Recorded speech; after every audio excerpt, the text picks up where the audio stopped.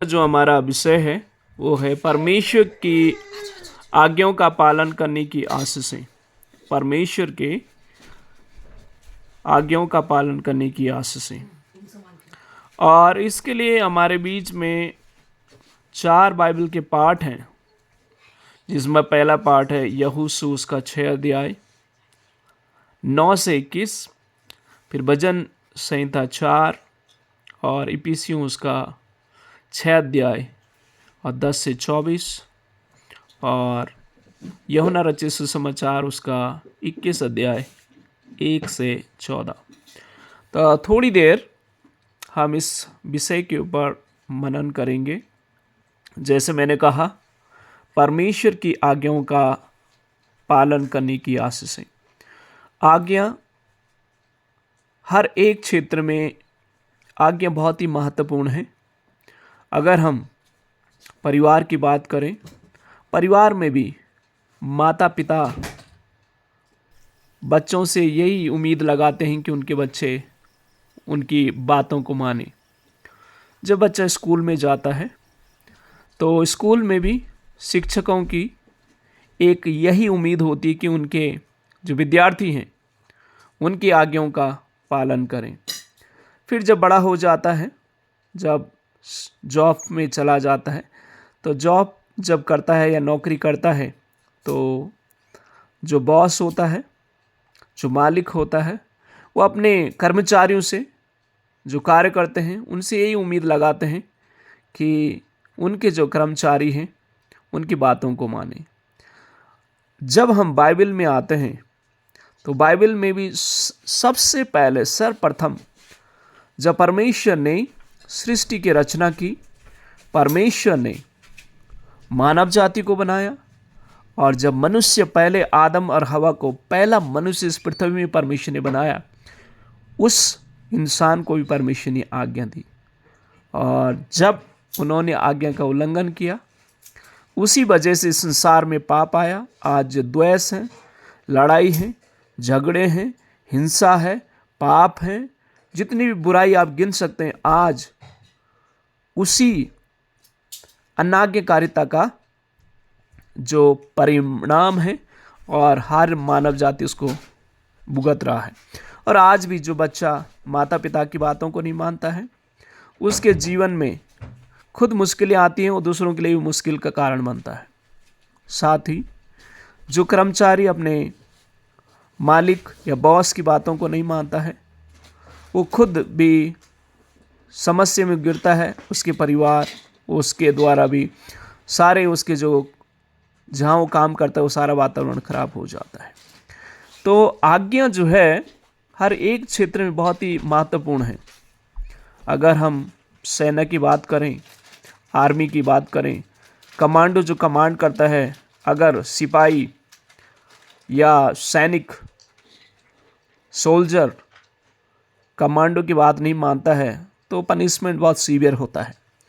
तो आज्ञाकारिता बहुत ही महत्वपूर्ण है, और एक्चुअली इसमें ब्लेसिंग है। बाइबल में भी हम पढ़ते हैं, परमेश्वर ने मूसा को आज्ञा दी कि मूसा, जब उसने व्यवस्था लिखी, 10 नियम उनके लिए बनाए, इजरायलियों के लिए 10 नियम, 10 आज्ञाएं बनाई। और जब वो आज्ञाओं से चूक गए तो पनिशमेंट, मुश्किलें, संकट, कष्ट, परेशानियों से होकर के उन्हें गुजरना पड़ा।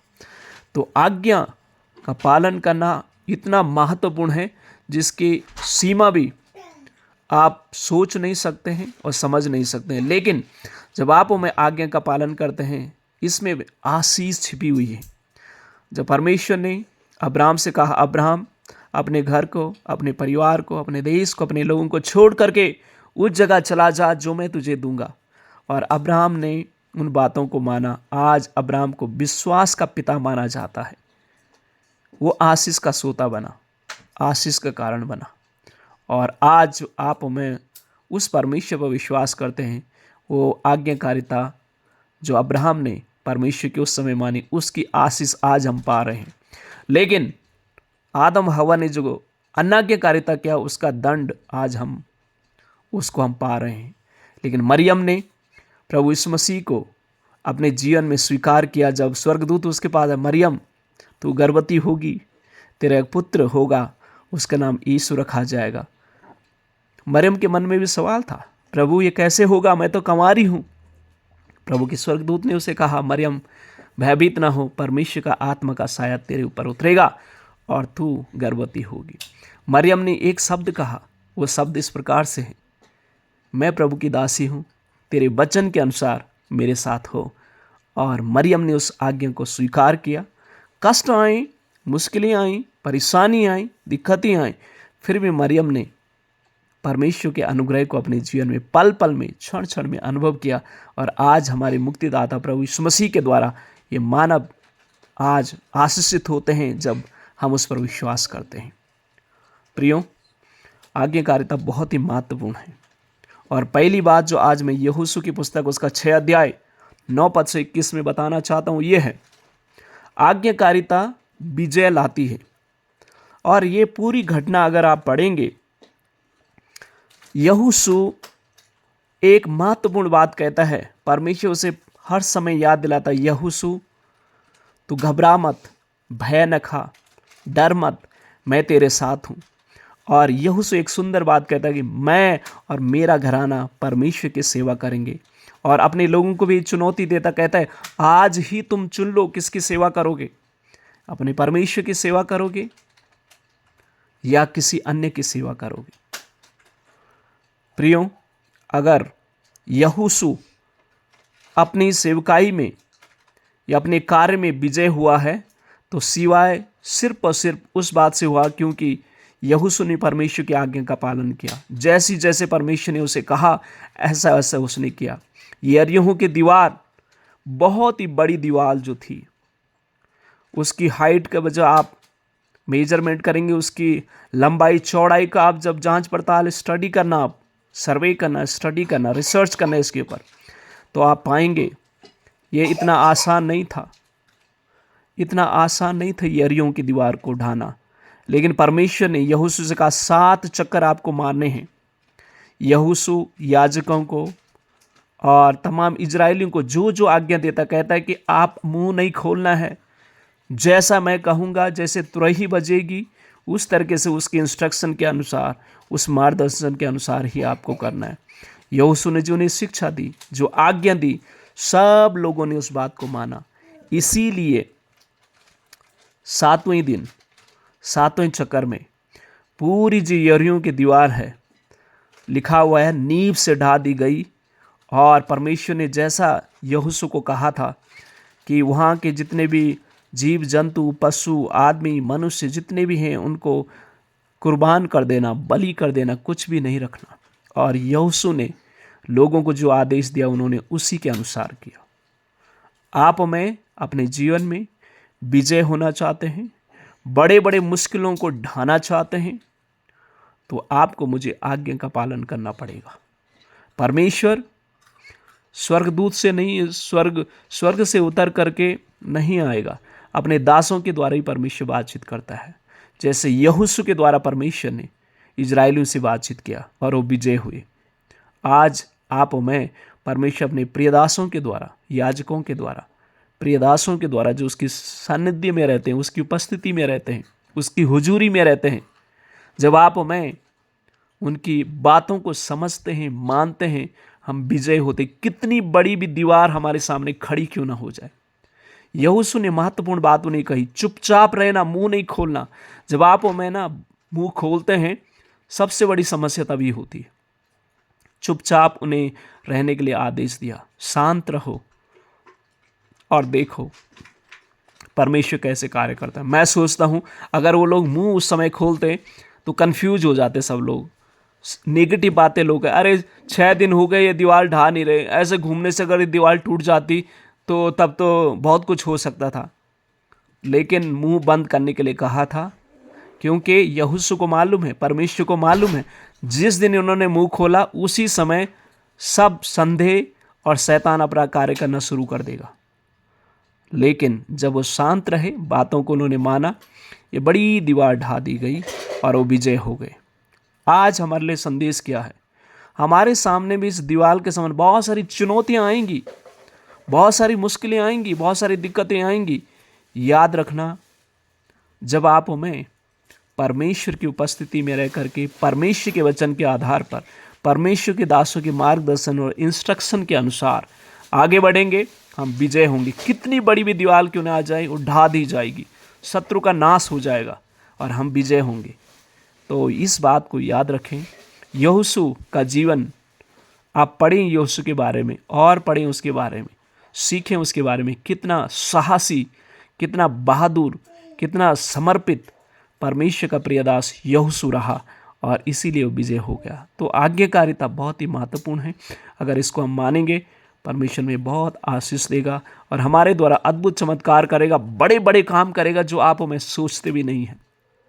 आप थोड़ा सोचिए, ये दीवार को ढा देना पूरे इतिहास में एक बहुत बड़ा एक संदेश और एक रहस्य बन गए। कैसे रिसर्चर आज भी रिसर्च करते हैं, आर्कियोलॉजिस्ट आज भी उसकी रिसर्च करते हैं, जांच पड़ताल करते हैं, कैसे ढा दी गई, ये कैसे हो सकता है, नींव से ही इतनी बड़ी दीवार ढा दी गई। तो परमेश्वर के लिए कोई काम असंभव नहीं है। कितनी मुश्किलें भी आपके सामने दीवार जैसी खड़ी क्यों ना हो, उसको परमेश्वर ढा देगा। लेकिन उनके लिए जो उस पर विश्वास करते हैं, उनके लिए जो उसके आज्ञाओं को मानते हैं, उनके लिए जो चुपचाप रह करके प्रार्थना के साथ, साहस के साथ आगे बढ़ते हैं, उनके लिए परमेश्वर ऐसा काम करता है। दूसरी बात जो भजन संहिता उसका 4 अध्याय में हम सीखेंगे वो ये है, सुरक्षा और शांति आश्वासित हैं। दाऊद भजनकार 4 को जब आप ध्यानपूर्वक पढ़ेंगे, भजनकार दाऊद अपने अनुभव से इन सब बातों को लिखता है कि परमेश्वर आप ही सुरक्षा दे सकते हैं, आप ही मुझे सुरक्षित रख सकते हैं, आप ही मुझे शांति दे सकते हैं। क्योंकि दाऊद अपने अनुभव को याद करता है। दाऊद जानता है कि गोलियत से जब मैं लड़ा, जब मैं साउल मेरे पीछे मुझे मारने के लिए आया, जब मेरा बेटा अबसलोम मुझे नुकसान पहुंचाने के लिए कदम बढ़ाया, मैं अपने बल से, अपनी ताकत से, अपनी समझ से, अपनी सामर्थ्य से अपने आप को सुरक्षित नहीं कर पाया। लेकिन परमेश्वर ने मुझे सुरक्षित किया, परमेश्वर ने मुझे संभाला, परमेश्वर का प्रोटेक्शन मेरे साथ था, प्रभु ने अपनी शांति मुझे दी। और परमेश्वर में वो कहता है, मैं 100% इस बार में विश्वास करता हूँ, मैं इसे अस्वस्थ हूँ, मैं पूर्ण रूप से इस पर दृढ़ विश्वास करता हूँ, भरोसा करता हूँ कि परमेश्वर ही मुझे सुरक्षित रख सकता है, वही मुझे शांति दे सकता है। प्रियो, जब आप थोड़ा सोचिए दाऊद के बारे में, गोलियत जब उसे नष्ट करने के लिए चैलेंज देता है, उसे बहुत सारी ताड़नाएं देता है, उसका इतिहास अच्छा नहीं था। गोलियत ने कई फलस्तीन देश से उसने इजरायलियों को ललकार करके बहुतों को घात किया था, बहुत सारे देश के लोगों को उसने नुकसान पहुंचाया, क्योंकि उसका शरीर में, उसके सामर्थ्य में, उसके बल में बहुत ही सामर्थ्य था। और उसने उस सामर्थ्य, उस बल के द्वारा, संसारिक बल और ताकत के द्वारा बहुत सारे लोगों को पराजित किया, नाश किया, नष्ट किया। और यहाँ पर एक परमेश्वर का एक छोटा सा बालक है दाऊद, और दाऊद उसका सामना करता है। और दाऊद जब उसका सामना करता है, इस गोलियत को मार गिराता है और जयवंत हो जाता है। ये कैसे हुआ? दाऊद कोई बला नहीं था, शरीर में कमजोर था, उसका कोई इतना इन्फ्लुएंस नहीं था, क्योंकि उस समय वो चरवाई था, कोई राजा नहीं था, उसका कोई इन्फ्लुएंस नहीं था, कोई प्रभाव नहीं था। लेकिन उसका जो विश्वास और भरोसा अपने परमेश्वर था, वो तो बहुत दृढ़ था, वो अटूट था। वो जानता था कि मेरी सुरक्षा, मेरा बल और मेरी शांति का विषय कोई और नहीं है, सिर्फ और सिर्फ परमेश्वर है। प्रियो, एक चीज हमेशा ध्यान रखना, लड़ना आपको मुझे ही पड़ेगा। दाऊद के लिए परमेश्वर स्वयं स्वर्ग से उतर करके शरीर के रूप में नहीं आया, शरीर के रूप में दाऊद को ही गोलियत का सामना करना पड़ा। और शरीर के रूप में जब दाऊद ने गोलियत का सामना किया, परमेश्वर ने अदृश्य शक्ति, अदृश्य सामर्थ परमेश्वर भेजता है और उस दुष्ट गोलियत का सर्वनाश हो जाता है। घमंड, अहंकार, शारीरिक बल, ताकत जो इस संसार में आपके खिलाफ जो भी क्यों ना हो सकता है, कोई भी अगर आपके खिलाफ अपने बल, अपने प्रभाव, अपनी प्रख्याति, इन सब चीज़ों को अगर आपके खिलाफ लगा भी दे, अगर आपका भरोसा दाऊद के समान है, आप उसका सामना करने के लिए तत्पर हैं, ग्राउंड में फेस करने के लिए तैयार हैं, प्रभु अद्भुत चमत्कार करेगा। और जब आप उसके बारे में आप पढ़ें, जरूर पढ़ें उसके बारे में, दाऊद के इतिहास के बारे में पढ़ें, दाऊद ने कैसे गोलियात को पराजित किया उसके बारे में भी जरूर पढ़ें। गोलियात ने जब पत्थर फेंका गूफन में, एक छोटा सा पत्थर फेंका, उसके माथे में लगा, लिखा है गोलियात सर के में जब उसका वो पत्थर लगा तो वो मुंह के बल गिरा। अब आप थोड़ा सोचिए, अगर इतनी फोर्स में पत्थर यहाँ से जाता तो उसे पीछे गिरना चाहिए था, लेकिन पीछे नहीं, मुंह के बल गिरा। इसका मतलब क्या है? दाऊद ने सिर्फ और सिर्फ अपना काम किया और पीछे से परमेश्वर का स्वर्गदूत आ करके उसकी खोपड़ी में ऐसा मारा होगा कि वो मुंह के बल गिर गया। काम परमेश्वर ने किया। परमेश्वर काम करता है, वो अदृश्य रीति से काम करता है। आपको मुझे ग्राउंड में उतरना पड़ेगा, मुश्किलों का सामना करना पड़ेगा, परमेश्वर ही विजय देगा। तो दाऊद के जीवन से ये सीखें, साहसी बने रहें। दाऊद के जीवन से सीखें कि अपनी सुरक्षा के लिए परमेश्वर पर भरोसा रखें।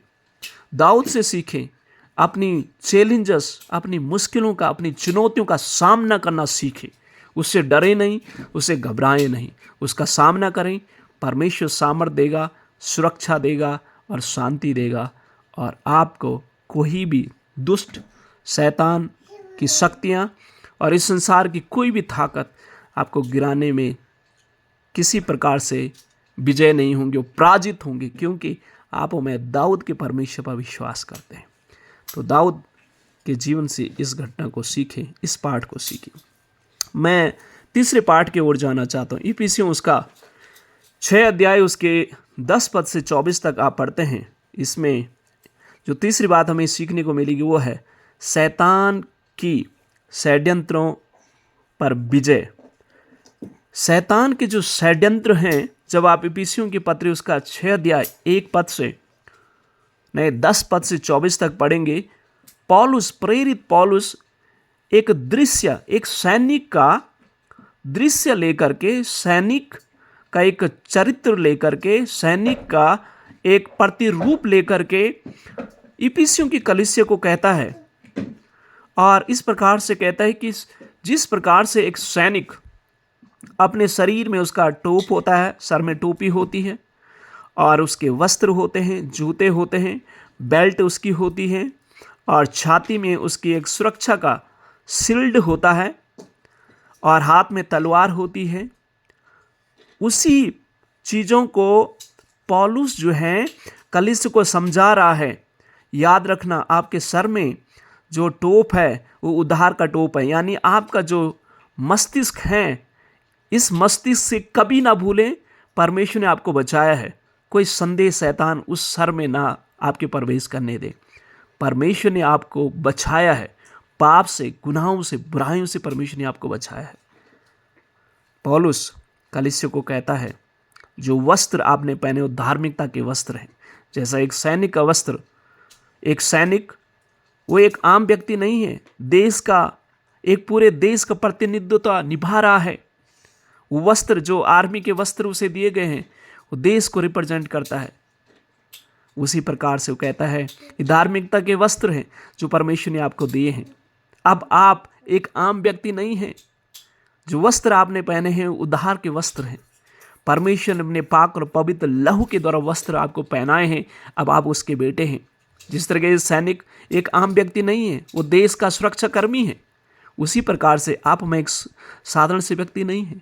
हम परमेश्वर प्रभु यीशु मसीह के पाक और पवित्र लहू के द्वारा खरीदे गए, उसके उद्धार के वस्त्र हमारे ऊपर पहनाए हुए हैं।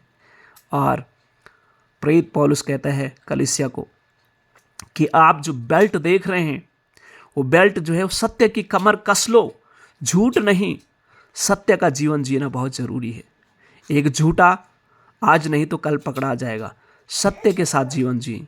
वस्त्र धार्मिकता के वस्त्र हैं, सच्चाई के काम करें, अच्छे काम करें। एक सैनिक किसी का मर्डर नहीं कर सकता, चोरी नहीं कर सकता है, क्योंकि वो वस्त्र जो उसने पहने हैं वो अपने देश को रिप्रेजेंट कर रहा है। उसी प्रकार से आप और मैं मसीह को रिप्रेजेंट कर रहे हैं, तो आपको मुझे एक अच्छे काम करने वाला व्यक्ति बनना है और सत्य के साथ जीवन जीने वाले व्यक्ति बनना है। फिर प्रेरित पौलुस जूतों का उदाहरण देता है। वो कहते हैं ये शांति के सुसमाचार के जूते हैं, उनको पहन लो। प्रियो, आपको मेरा जीवन शांति, प्रेम, भाईचारा, एकता, मेल मिलाप, विश्वास, संयम, ये हमारे जीवन के भाग होने चाहिए। और प्रेरित पौलुस इन सब उदाहरणों से कलीसिया को समझाता है। और मालूम है, वो कहता है ये तलवार जो आप सैनिक के हाथ में देख रहे हैं, वो कहता है वो परमेश्वर का वचन है। वचन जो है हमारे जीवन के लिए भी उतना ही प्रभावी होता है। और इस बात को इब्रानी की पत्री 4 के 12 में भी लिखा है कि दोधारी तलवार है, जो बोल रहा है, जो सिखा रहा है, वो उसको भी काटता है और जो सुन रहे हैं उनको भी काटता है। यानी दोधारी तलवार है। अगर मैं कुछ बात को कहता हूँ, ये वचन सिर्फ आप सुनने वालों के लिए नहीं, बोलने वाले के लिए भी है। तो परमेश्वर का वचन दोधारी तलवार है, वो मेरे लिए भी है और सबके लिए है जो सुनने वाले हैं। तो पौलुस अपने जीवन से कलीसिया को उत्साहित करते हैं कि ये जो है ये अदृश्य शक्तियां हैं। फिर पौलुस कहते हैं शैतान अंधकार के जाल चाल आपके खिलाफ जो हैं वो अदृश्य हैं, जिसको आप देख नहीं सकते हैं। शरीर में सैनिक तो आप देख सकते हैं, लेकिन अदृश्य जो शैतान अंधकार की सेनाएं इस चारों तरफ हैं, आसमान में हैं। शैतान ने भी अपने दूतों को छोड़ा है। वो अदृश्य आप में उसे देख नहीं सकते। वो हर समय हमारे खिलाफ किसी न किसी व्यक्ति को, किसी न किसी चीज़ों को, किसी न किसी को हमारे खिलाफ जो है शैतान खड़ा कर देगा। याद रखना, मनुष्य हमारा शत्रु नहीं है। याद रखना, कोई व्यक्ति हमारा शत्रु नहीं है। याद रखना, कोई पार्टिकुलर चीज़, वस्तु या व्यक्ति या कोई भी क्यों ना हो सकता, कोई हमारा शत्रु नहीं है। हमारा शत्रु अदृश्य शैतान की शक्तियां हैं जो कार्य करती हैं, जिसको आप मैं देख नहीं सकते हैं। उन शक्तियों को तस्ट नष्ट अगर करना है तो दिमाग में उद्धार का टोप हमेशा याद रखें कि हे प्रभु, आपने मुझे बचाया है। ये शैतान लाख कोशिश करे मुझे गिराने के लिए, नष्ट करने के लिए, लेकिन मेरा उद्धार, मुझे तो आपने ऑलरेडी बचाया है। कहाँ कौन मुझे नष्ट कर सकता है? कोई नहीं कर सकता है। प्रभु यीशु मसीह जो मृत्यु में से जीवित हुआ है, कौन उसे पराजित कर सकता है? क्योंकि मृत्यु को भी उसने पराजित कर दिया और इस संसार की सारी शैतान की शक्तियों को पराजित कर दिया। यानी मुश्किलें, कष्ट तो आएंगे। प्रभु यीशु मसीह क्रूस में तो जाना पड़ा, मृत्यु के उस कब्र में तो जाना पड़ा, लेकिन वहां से विजय होकर के निकले। उसी प्रकार से क्रूस जैसे कष्ट जीवन में आएंगे, दुख आएंगे, ऐसा लगेगा सब कुछ दफन हो गया, ऐसा भी लगेगा। लेकिन याद रखना, इन सब चीज़ों से मसीह जिंदा हुआ है, बाहर निकला है और पुनरुत्थान हुआ है और आज भी जिंदा है। तो उसके अनुयायी इन कष्टों से होकर के जाएंगे, उसके अनुयायी इन कब्र जैसे अनुभव से होकर के जाएंगे जहाँ सब कुछ समाप्त हो जाता है। लेकिन याद रखना, आशा की किरण हमारा प्रभु यीशु मसीह है। एक पुनः जब जीवित हो जाता है, उसको कोई पराजित नहीं कर सकता है। और वही साहस, वही विश्वास, वही भरोसा आपका मेरा अपने परमेश्वर में होना चाहिए। और इसका जीवित उदाहरण प्रेरित पौलुस है, जिसने प्रभु यीशु मसीह पुनरुत्थान हुआ प्रभु यीशु मसीह को जो है दमस्कस के मार्ग में अनुभव किया और उसका अनुयायी हो गया। प्रियो, प्रभु यीशु मसीह पुनरुत्थान हुआ परमेश्वर है और वो आज भी जिंदा है। और आप और मैं जो उसको फॉलो करते हैं, आप और मुझे भी वो संभालेगा और मदद और सहायता करेगा। लास्ट अंतिम बात कह करके मैं समाप्त करना चाहता हूँ। यूहन्ना रचित सुसमाचार उसका 21 अध्याय 1 पद से 14 तक जो हमने पढ़ा। चौथी बात जो हम सीखेंगे, असंभव तभी संभव होगा जब हम उसके निर्देशों का पालन करें। असंभव तभी संभव होगा जब हम उसके निर्देशों का पालन करेंगे। इस घटना को जो आप पढ़ेंगे, जरूर आप पढ़ना इसको। यूहन्ना 21 अध्याय, पतरस, यूहन्ना और उसके सहकर्मी, जब प्रभु यीशु मसीह जो है उनको क्रूस में चढ़ाया गया, दफन हो गए, उनके जो प्रभु यीशु मसीह जो कब्र में चले गए, वहाँ से पुनरुत्थान हो गए प्रभु यीशु मसीह। लेकिन ये लोगों ने सोचा सब कुछ खत्म हो गया है, इसलिए पतरस कहता है भाइयों मैं मछली पकड़ने के लिए फिर से जा रहा हूँ। और यूहन्ना और भी सहकर्मी उसके साथ जाते हैं, पूरी रात मेहनत करते हैं। लिखा है कुछ भी उन्हें नहीं मिलता है। सुबह भोर को प्रभु यीशु मसीह उन्हें कहते हैं पतरस दाएं तरफ जाल डालो, और 153 मछलियाँ निकलती हैं और वो लोग परमेश्वर के आश्चर्य कर्म को अनुभव करते हैं।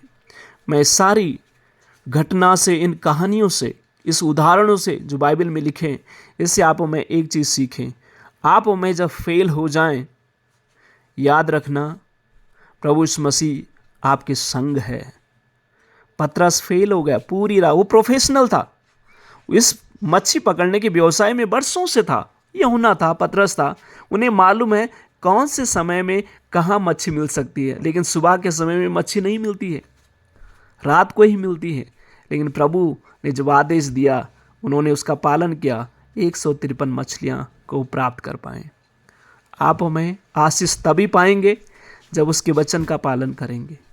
आप हमें आशीष तभी पाएंगे जब उसके बातों को हम ध्यानपूर्वक सुनेंगे और उसका पालन करेंगे। पतरस कह सकता था हे प्रभु पूरी रात हमने मेहनत किया लेकिन कुछ नहीं मिला, अब हमें कैसा होगा, ये नहीं हो सकता।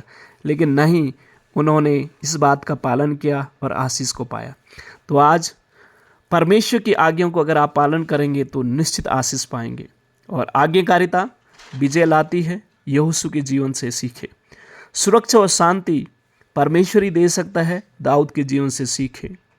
और शैतान के षड्यंत्रों पर विजय आप प्राप्त कर सकते हैं, पौलुस प्रेरित के जीवन से सीखें। और असंभव तभी संभव हो पाएगा हमारे लिए जब हम परमेश्वर प्रभु यीशु मसीह के वचनों का पालन करेंगे, जैसे पतरस और यूहन्ना ने किया। जब जाल उन्होंने दाईं तरफ डाला, बहुत मछलियों को प्राप्त किया, आशीष पाई।